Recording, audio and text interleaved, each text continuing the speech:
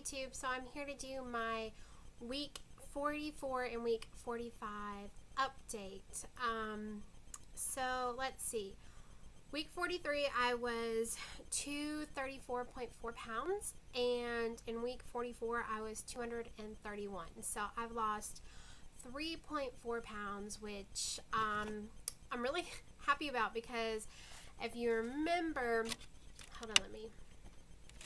if you remember the week before, I lost 5.2 pounds. So I was like, you know what? I probably will only lose like 1 pound if I'm lucky, because that was a big loss that week. But the weeks before, I lost like a pound and a half, something like that. So I'm really happy with like the streak I'm having. And let's see, week 45, I went from 231 to 228, so that is 3 more pounds. Awesome. So if you, like, I started at 396 before surgery, so that would be a total of 168 pounds lost. And since surgery, it was 371, so I've lost 143 like pounds since having surgery. So it's definitely a lot of weight. I mean, that's like a whole person. It's like, it still just amazes me how much weight I have lost. So yeah. So I actually got a new computer, and I'm kind of not, it's definitely better because you can see like more of my face and my body. I got one of those all-in-one desktop computers, which I was really excited about. I didn't get like a touchscreen or anything because I didn't have that much money, but I'm definitely excited about this. I gotta get used to it though, because the webcam on it, for some reason you have to like tilt the screen so it can get your face in there. Maybe if I back it up too. Okay, yeah, there we go, that's good. So anyway, let's see, the last couple of weeks, a lot of stuff has really happened. Let's see, concussion wise, I was definitely on the road to getting better, and but it was happening really slowly. So me and my neurologist decided to go ahead and do like the steroid cortisone shot things, I forget what they're called, and you can only do one side, and then you have to wait a week and do another side. So I did my right side, and it was like the next day I was so nauseous and just really miserable, honestly. Like I felt kind of like off kilter, and so I just didn't feel good. And I called him, and I told him what was going on, and he said that's not normal for you to feel that way afterwards, that nobody's complained about that before, but of course everybody's different. So I got it on, I believe it was Wednesday or Thursday, and so the next week I went in and I talked to him, because I was just like, I'm not feeling good, I can't do anything. Like, even when I went to YMCA to try to work, my boss was like, you do not look good, you're so pale, you don't look good. And I didn't feel good. Like, it takes a little bit less than 10 minutes, like between 5 and 10 minutes to walk to work, and just that small like walk, I could already like feel myself kind of off balance, and so it kind of really sucked. So we decided, instead of like doing the other shot, even though he didn't think that was it, we decided to do an MRI, which I actually got done today. So hopefully, like at the beginning of next week, I'll know the results. I have done the CT scan. Oh, and I also did end up going to the ER again, because I was so completely nauseous and just miserable. And they did another CT scan in case there was a slow bleed, which there wasn't, thankfully.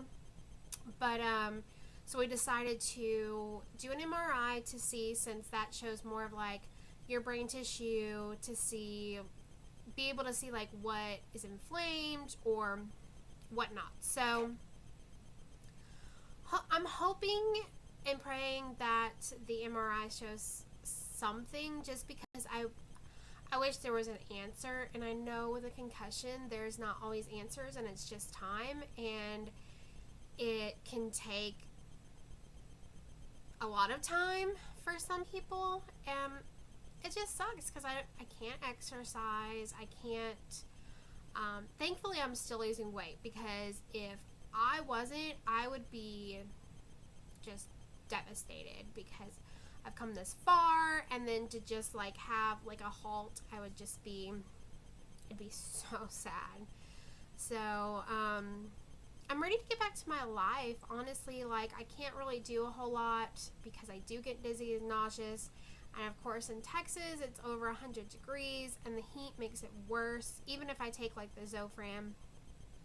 So yeah, I'm just ready to get back to working. I'm actually miss swimming. I have restrictions at work, so I can go do some desk work. Of course, in the aquatics department, we don't really have a whole lot of paperwork, but when I do go in there, I'm like, and I see the pool and stuff, I'm like, I really miss swimming. And I was like, okay, well maybe I can just try and see what happens. And I got in the pool, and it made me so completely nauseous. So one of the really bad things about the concussion is, because I am so nauseous, you know, remembering pre-surgery, what helped me not be nauseous was like 7-Up, Sprite, things like that. And I know we're not supposed to have sodas, but I'll be honest, I started out, I was like, okay, I'm just gonna drink one or two here or there, and just when I really need it. And I still feel like I really need it, but I've drank more than what I've wanted or wished to. I am drinking diet, which is good, but I know that the carbonation does expand your stomach. And I still have the fears of stretching my stomach, but they've definitely gone down, and I just feel like, well, it kind of is what it is at this point, and I kind of need to do what I need to do to feel better. And it would be much better to drink a soda to calm my stomach than to go eat ice cream. And I know in a way, like, that's probably an excuse or a cop-out, but I don't know. I just feel like I need something to help me feel a little better, and that definitely does. So I'm definitely, like, I've been the type of person where I like sodas, but I don't have to have sodas, because I went, you know, since surgery to now, and well, in like a month or two pre-surgery, not having any sodas at all. So I know it's like a habit that I can kick once again, once like the concussion and nausea and all that kind of stuff is over. So I'm not really too worried, but I am hoping that during this time that I am drinking it, that my stomach doesn't expand. I don't know. I feel kind of in the middle about it. So let's see. Some other things going on is I'm really having like some image stuff go on. Like, you know, my face has changed so incredibly much. And so it's like from here up, I see skinny, and then I look at myself stomach and down, and I see a fat girl. And granted, yes, I still am fat, but I'm nothing like before. I'm 228. I'm 28 pounds from the 100s. And so it's hard for me, because I look in the mirror and I see like all this sagging skin. Most of my skin is in my stomach. I have a little bit on my arms. Not that much. It's like this much compared to, there you go, now you can see it. Compared to other people, it's not that much, because most of my weight was in my stomach. I do have a little bit on my upper thighs, But once again, it's not that much. Most of it literally is in my stomach, and I don't know if I'm confident enough to do like show my skin kind of thing, because my stomach definitely is my weak point. So I have to think about that one. But I don't, of course I wouldn't like, of course I don't really want sagging skin on my arms, but I don't feel like it's something for the pain and for the scars and stuff. For the little bit I have, I don't think I would ever do it, but I would definitely do my stomach, because it hangs. And I have like this thing of like love handle skin and then the big hanging skin. So it's definitely not all flat skin. It's like kind of like a bump and then the other bump. And then of course my boobs, they have really gone down in size. They're like bees now. Which I've always wanted to have like nice little perky bees, but they are saggy. I don't know. I might do a breast lift. I don't know. I don't want to do like implants or anything like that. I don't know. I guess we'll see. My surgeon told me I should go ahead and do a consultation with a plastic surgeon, just like to get advice and the price and stuff like that, because most insurances don't cover plastic surgery as like a necessity. It's more like an extra. But for my, like, at least my stomach part, the sagging skin, you know, causes yeast infections and all that kind of stuff, so they might end up covering it, which I really hope they do, because then I'll only have to pay like 20% instead of the 100%. My surgeon thinks they will. And it's September, and he says by February I should be okay to have the surgery, because by then I should have lost all my weight. And his goal for me is to be 175. My personal goal is 150. He told me as long as I have all this hanging skin, he doesn't think I would make it realistically to 150, because he says there's probably about 25 pounds of skin on me. So, and like I say, I think if people saw my hanging stomach skin, they would probably see more, because also my butt, it's so flat and just wrinkly now. I've never really had, like, I've always had a big butt because I was fat, but I've never had like the, like, you know, the butt, the circle. It's always been flat, and now it's just like so flat. But I'm okay with that. Honestly, I just want the stomach gone, because I feel like if the stomach was gone, I would have more confidence. I would see the more of the person I am now, instead of, oh, I'm still a fat girl, which I say I am, but then again, I'm not.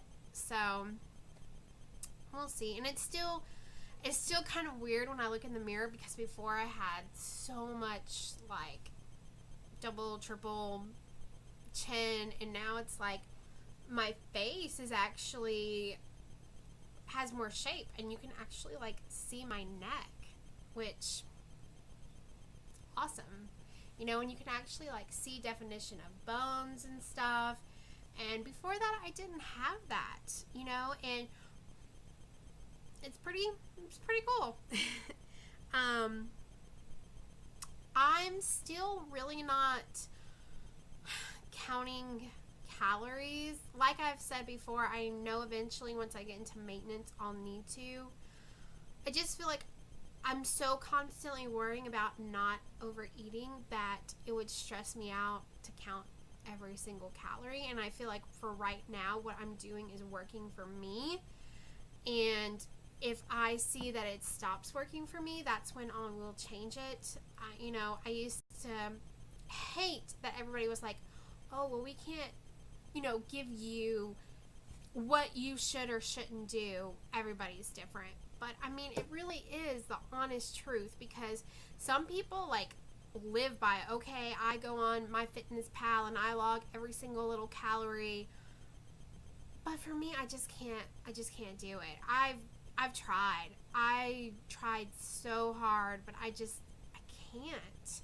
It just stresses me out. I do go on there and kind of keep like a record of my weight so I can like go through and remember, but I just can't log everything. And I hope that once I get to maintenance, I will be able to not be so stressed out about it.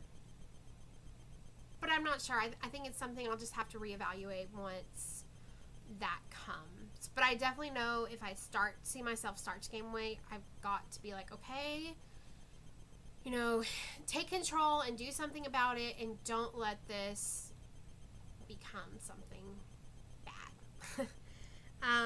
Like I say, I'm not exercising really. I walk to work a couple times a week when I go to do some paperwork. But I'm not doing the amount of exercise at all that I was doing before.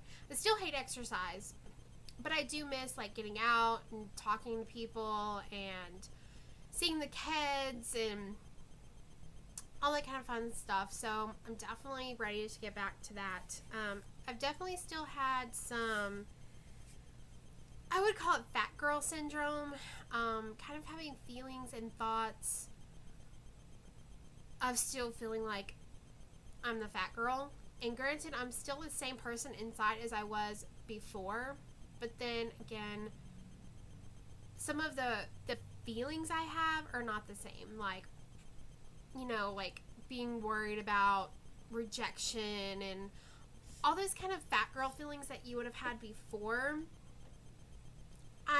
I'm starting to kind of get those again, and I think it's because, I've shed the extra clothes, and it's like that layer's come off, and the feelings are just raw, and they're there, and you have to experience them. I knew that this journey was going to be hard. I knew it was going to be tough. I have to say, I don't think I realized how tough it would be on me, because there were so many years, my life, that I just depended on my weight to hide me from getting hurt. It's like, yeah, I wanted to be in a relationship, I wanted all these things, but at the same time, I had been hurt so much in my life, growing up in my childhood and whatnot. I just didn't want to get hurt, so I held everybody like at an arm's length away.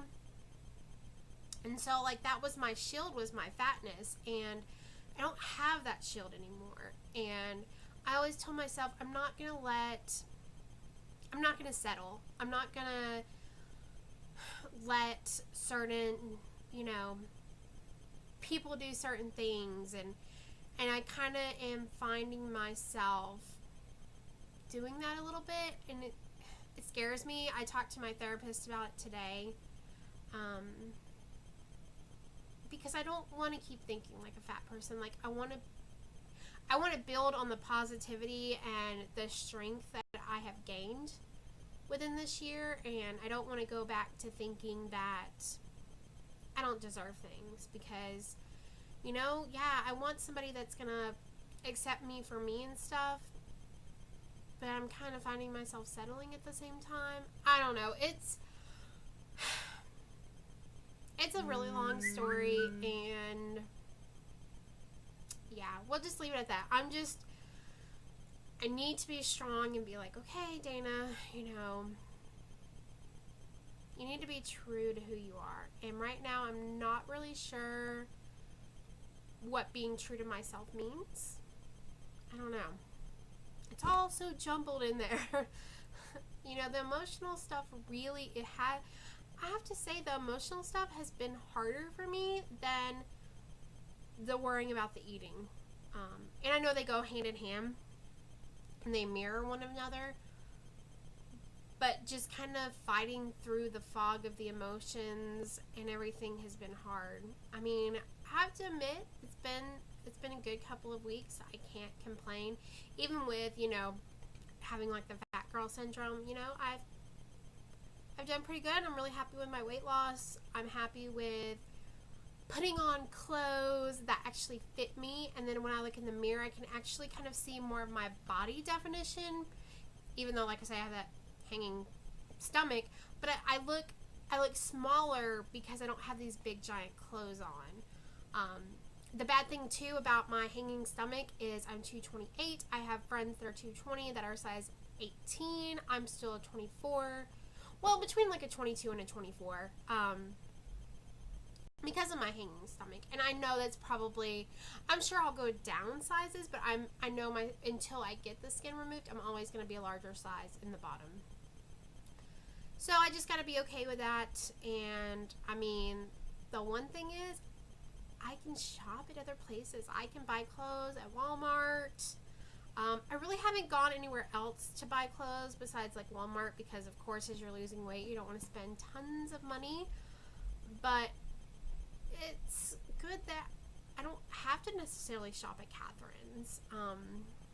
And one of my goals is I have always, wanted to be able to shop at a store on a regular rack.